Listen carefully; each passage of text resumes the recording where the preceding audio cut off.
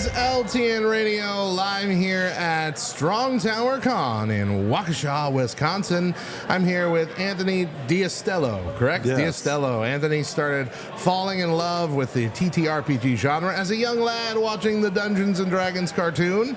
He began masterminding games from childhood, utilizing toys to become kaiju and monsters.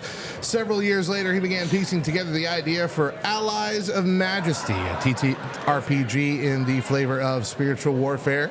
And he spent the boring hours of his job at the time writing up the backstory and manual for this game.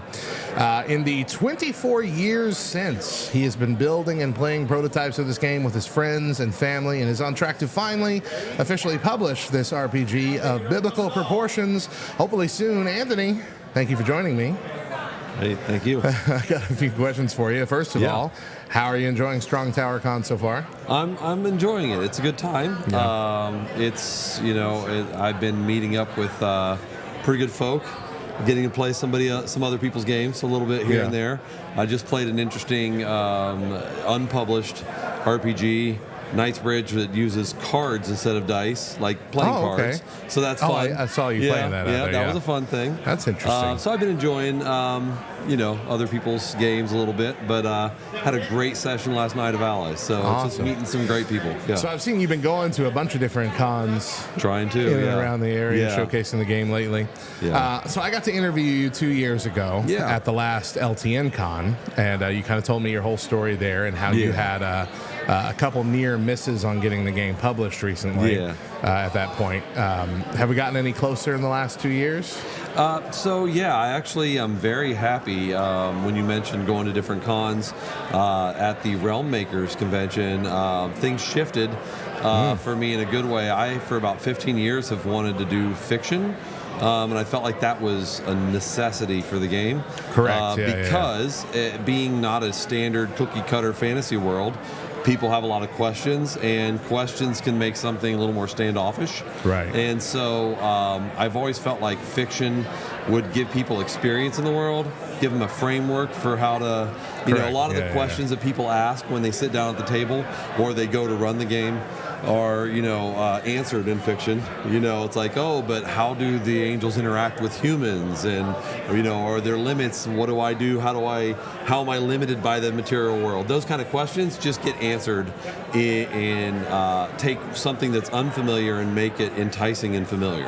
Right. So if I remember correctly, you said you had a game wiki that kind of explained the rules that was word searchable. Yeah. Because when it came to the physical media, you didn't want a rule book. You wanted what you called a lore book. Is that what we're talking about here? That's what I wanted, but no.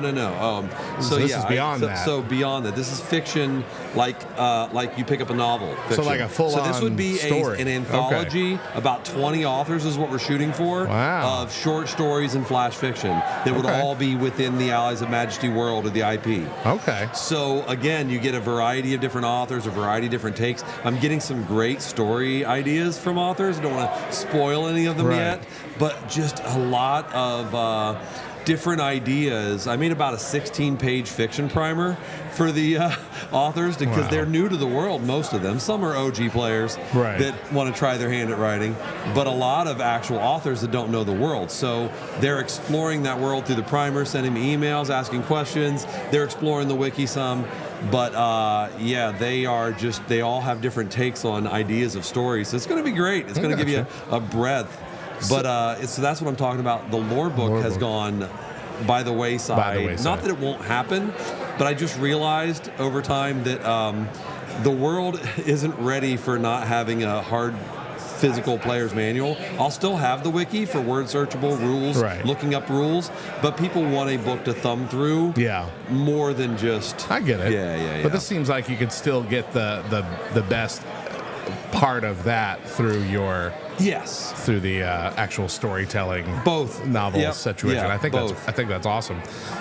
So you recently described your game as Frank Peretti meets Tolkien in an RPG. There are probably several people that have never heard of Allies of Majesty. Can you just give us a quick 30,000 feet view of what this game is? So the characters, it's very similar to most role-playing games in the concept, but not in the setting. So in the concept, meaning the rules and those kinds of things, you expect to sit down, roll some dice, take a character, control that character, but it's unique in the setting. Because instead of a fantasy world, it's our own world, and instead of, again, this depends on whether you're a believer or not. Sure. But for believers, instead of taking like Cthulhu or something that's supposed to happen in our world and making some crazy metaphysical threat, right. We're actually dealing with things that if you're not a Bible believer, you can engage with it as a like any other mythology game. Sure. But if you are, then it has that extra something added to it of, hey, you start asking questions, getting into discussions. What if this could be going on behind the scenes that we're not aware of right here? Right. So the player characters are angels. Gives it a bit of an element yeah. of biblical truth. Yeah, Not necessarily saying that this is a straight one-to-one what we hear in the Bible, but an interpretation of what spiritual warfare is happening in that realm. Yes. Yeah. Let me clarify. Yeah, on that. Here's one of the things that's important, and I think it makes it accessible to non-believers, and it hopefully will make it unifying to believers instead of segregating, right. is I'm not trying to teach a theology in the game. What I'm trying to do is construct a playground or a sandbox. The lore is that sandbox of biblical mythology. When I say mythology, I don't mean the second definition of false. Right. I mean what's the definition? Something like a explains natural phenomenon and the condition of our society, the world we're in, usually involving supernatural beings and events. So Gotcha. Kind of explaining why we're in the situation we're in, why things are the way they are, but with gods and miracles, which in this case, that's the Bible with our God and right. miracles and whatnot. So, but I'm trying to reflect things that we can certify as beliefs at the time, even if they weren't universal, just like beliefs aren't universal now. Even if they weren't universal across Judaism, they were beliefs that are certifiably found in Judaism at the time of the Bible writers. Sure. And so I'm not saying that they're right or wrong. I'm just presenting a sandbox to explore those ideas instead of saying, this is what I think theology is, and making a bunch of enemies. Which is probably smart. Yes. So anything else about this process? I don't know exactly what question to ask beyond this, but is there anything else about the process or where you're at right now that's exciting that you'd like to share, or anything coming on the horizon? Yes. So now I'm going to put a call out.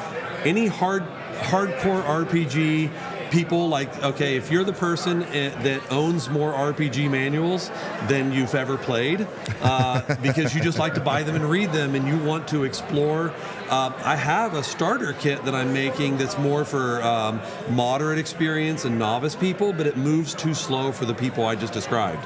They don't want to be guided through like a video game tutorial. For them, they just want to be handed the book, let me crack it open and dig in and find all the goodness for myself. I need people like that to help me build a preview, miniature preview rulebook, PDF at least, that I can disseminate to people that would be early adopters, that would be the people that would say, hey, I'm a hardcore RPG fan, I like to just dig in, and so that way you can help me give you what you and people like you want. Yeah. I need to craft that book.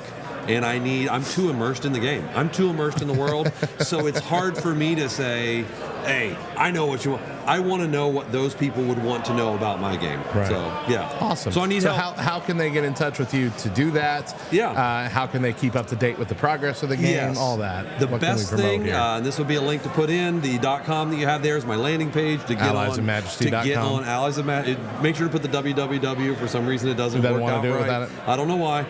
So www.alliesofmajesty.com. And that will let you sign up for my email list, but also you can reach me on Discord. I'm Antonius on Discord, Antonius. All right. And that's my handle. And then also, just between those two, you'll be able to find many ways. You can catch me on the Facebook group for Allies of Majesty. I'm there. So anyway, yeah, just any of those ways you want to get a hold of me.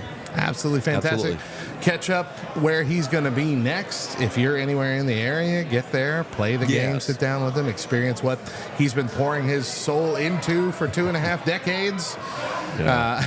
Anthony, thank you so much for sitting down with me.